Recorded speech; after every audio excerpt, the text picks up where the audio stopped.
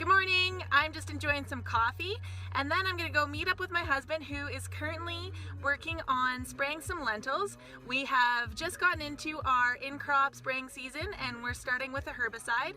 So that is to control the weeds. Any weeds that are coming up right now, they are fighting with that crop for the nutrients and the water available in that field. So we really don't want them there because they're stealing from our crop. So let's head out to the field. So we're out in a lentil field, and you can see that the lentils have grown quite a bit since they were seeded. And we kind of have a window that we need to hit, that the plant isn't too little, but it can't be too big either. This is our sprayer. It's a John Deere, and the booms from tip to tip are 90 feet. We are using a program called Field View this year, and it's pretty sweet. It works with the CAN system in our equipment. So the sprayer, what you're seeing on this map, is the sprayer talking to this app, and it's telling us how many acres have been done in the field. It's also saying the rate that the herbicide was applied at, and then where it's orange is where we have already sprayed. On our Field View map, that little white line with the blob in front of it is actually the sprayer. So it is literally mapping us in real time as we go down the field, and it is showing the application rate. Great. Thank you. So Megs, you were the star of that video. Thank you. You're welcome. It's great to have you here in person. I want to start just by asking you, tell us a little bit more about the farm. You're based in Saskatchewan. Besides lentils, what do you grow and on how many acres? Well, this year we seeded 2,100 acres, and we rotate our crops a lot. So this year we have large green lentils, barley, which is used for feeder beer, durum, which is used for making pasta, and we've also got flax and 50 acres of sunflowers in.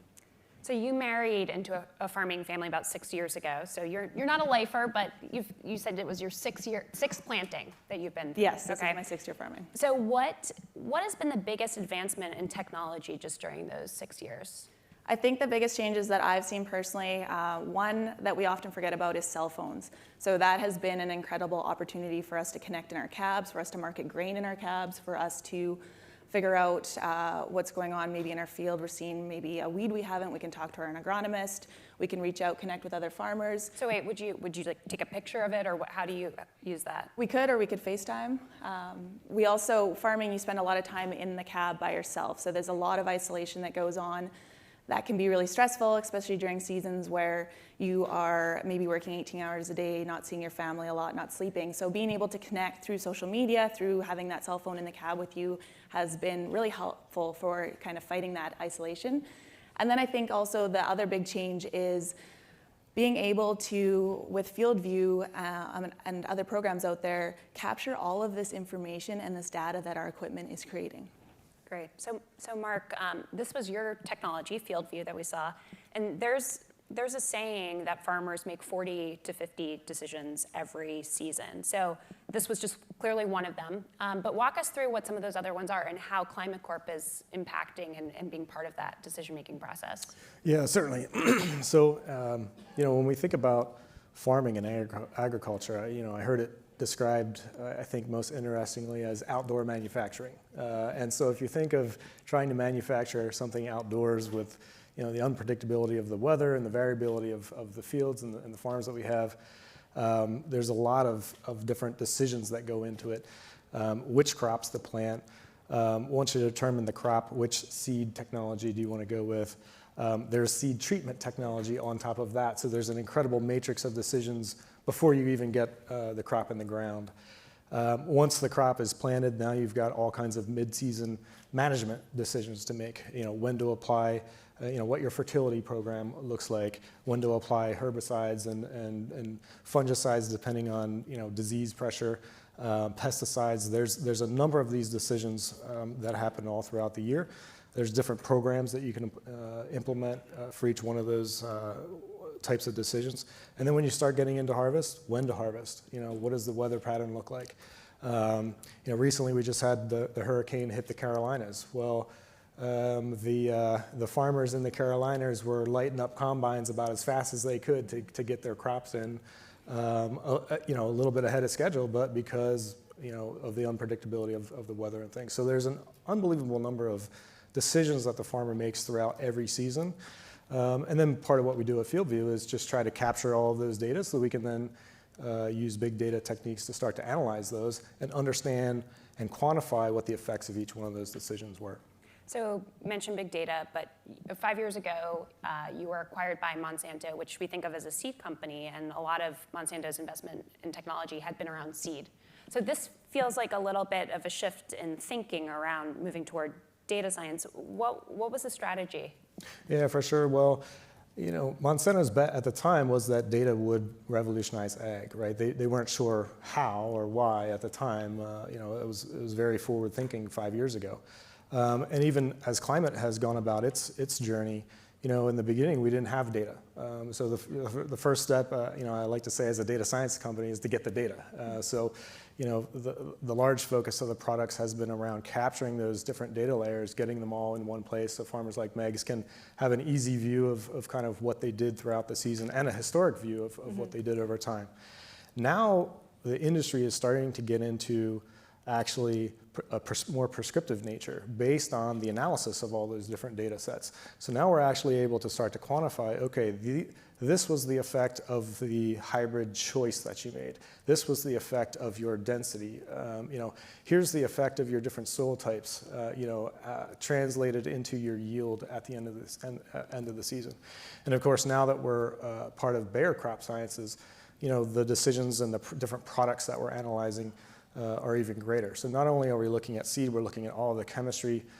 We spend a lot of time in fertility as well, which is a big investment that farmers make. So we're sort of in this incredible time where we're just starting now to go from the observational to the prescriptive and start to help farmers really make the best possible decision at any point in time. Okay, great, thank you.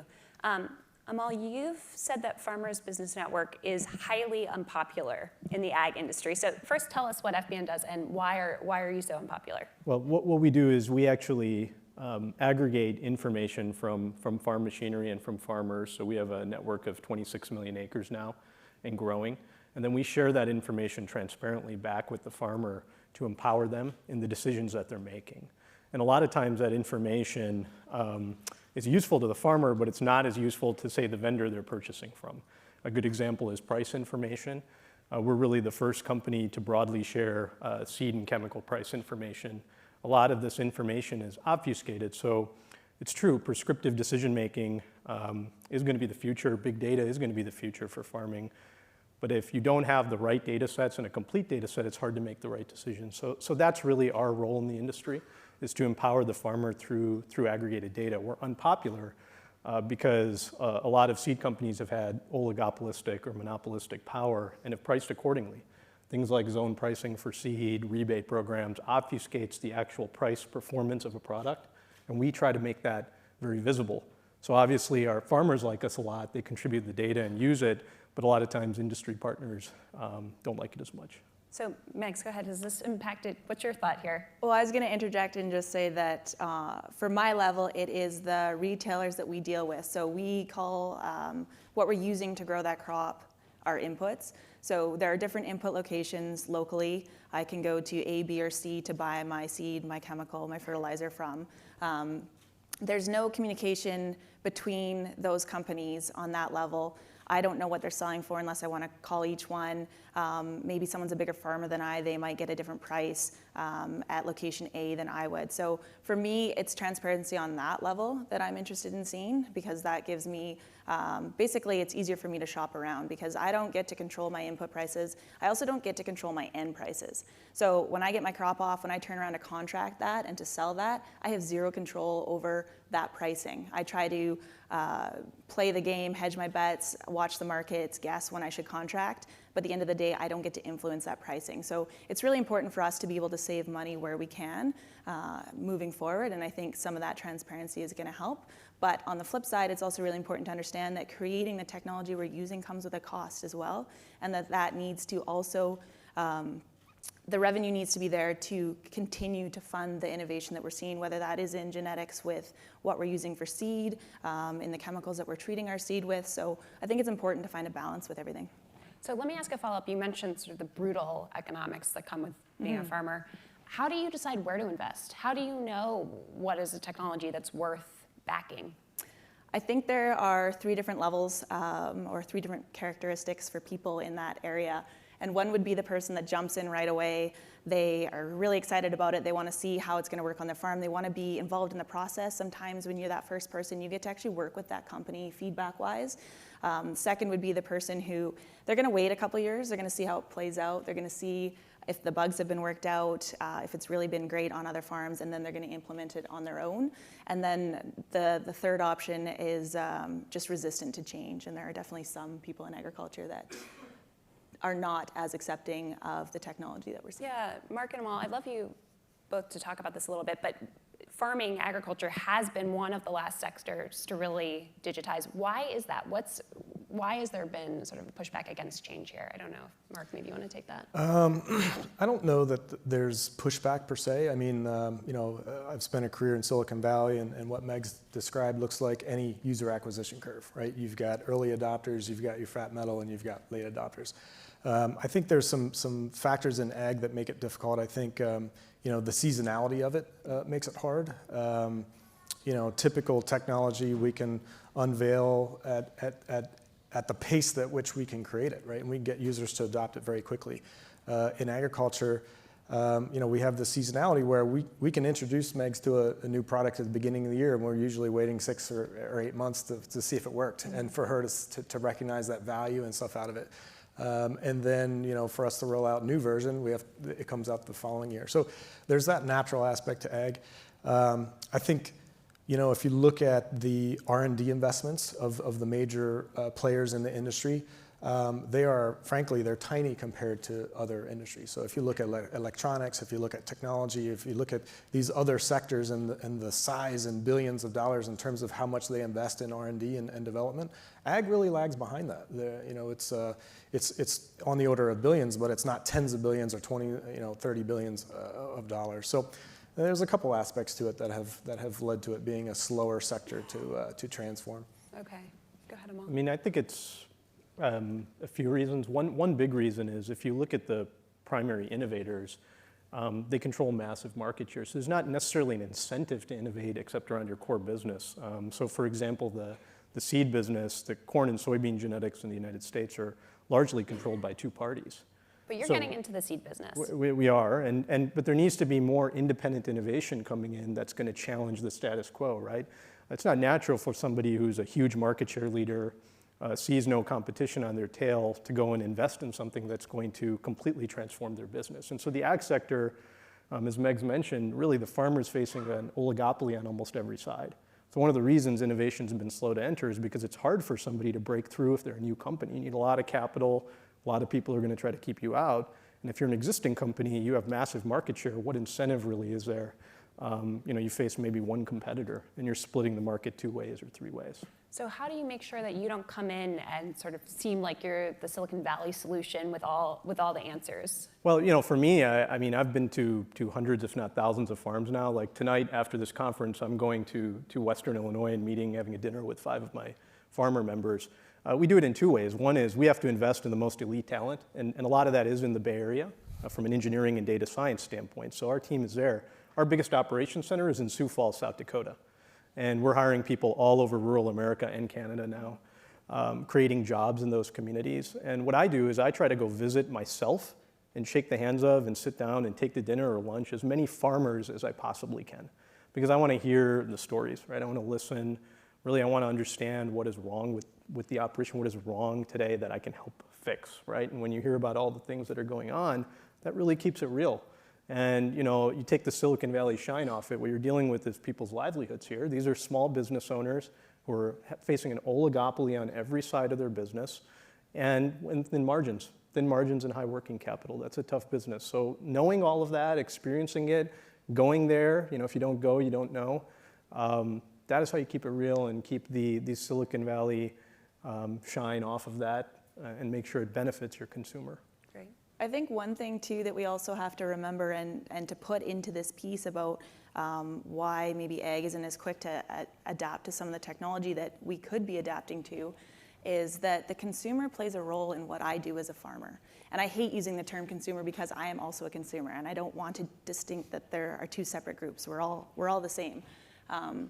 But what we're seeing, there are things that control what I do on my farm, the tools I have, the decisions I make, and that's because of my end market. So in Canada, we might be okay with GMOs, we might be okay with some of the technology I'm using, but if that wheat that I'm growing is going to Europe, they're not okay with that. So the consumer side is also controlling what technology we are able to go forward with. Are there any, GMOs is obviously the one that comes to mind for me, are there other consumer choices that are really impacting your business right now?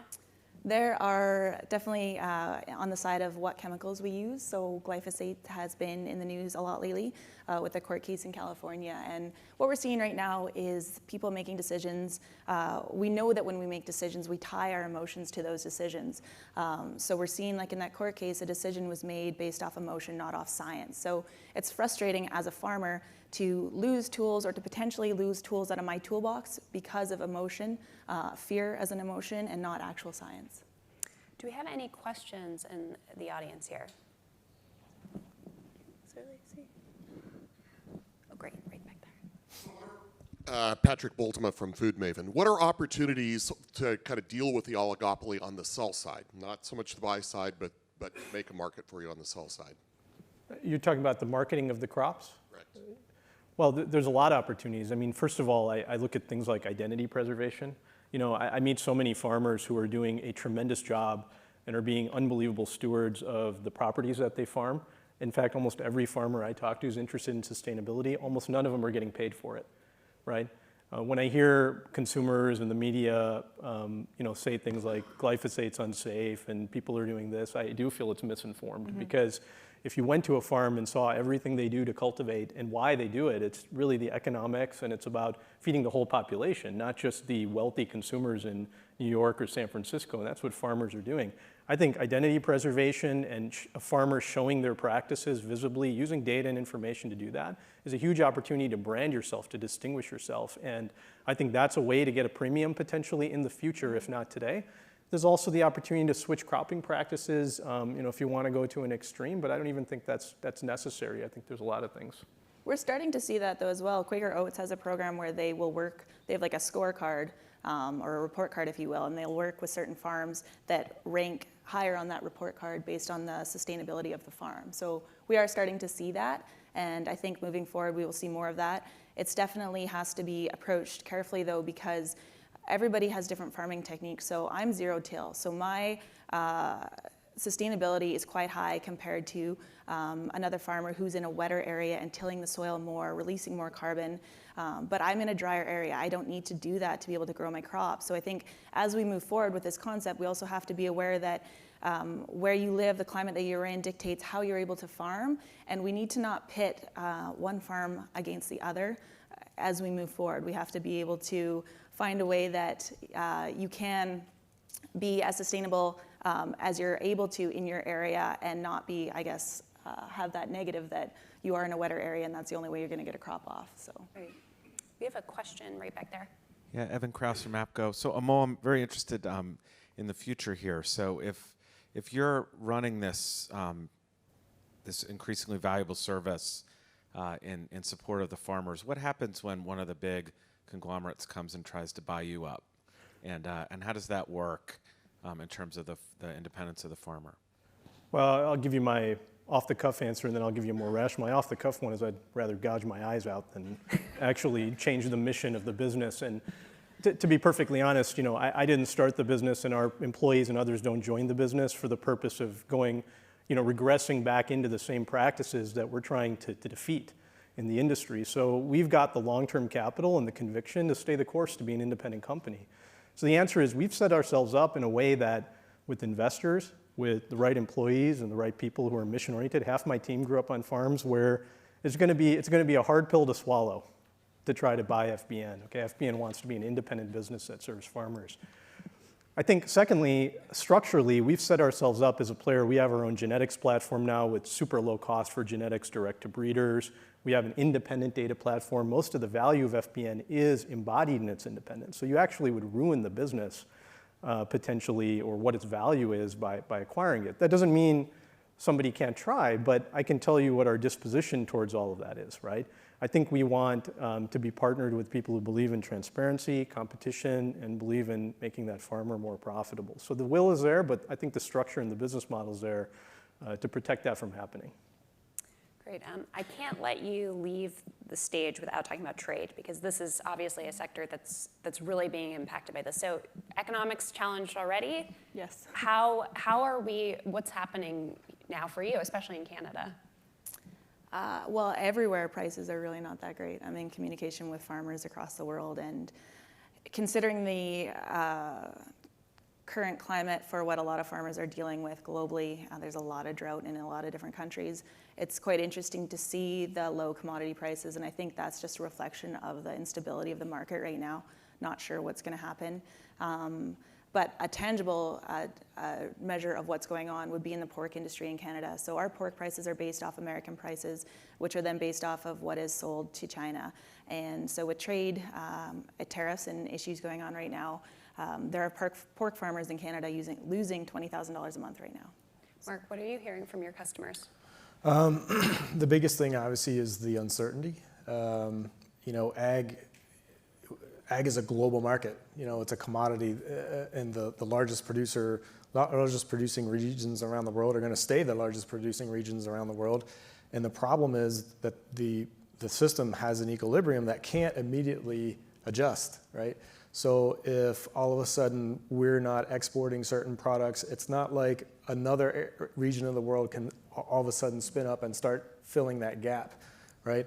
And so, it'll all sort out, but the problem right now is the uncertainty. There's just too much uncertainty and risk. It's making everyone nervous. The market can't quickly react. The ag market doesn't work like that. And so the quicker we can kind of get some of this uncertainty out of the market, the better for everyone. Great. Amal, Megs, Mark, thank you so much. Thank you. Thank you.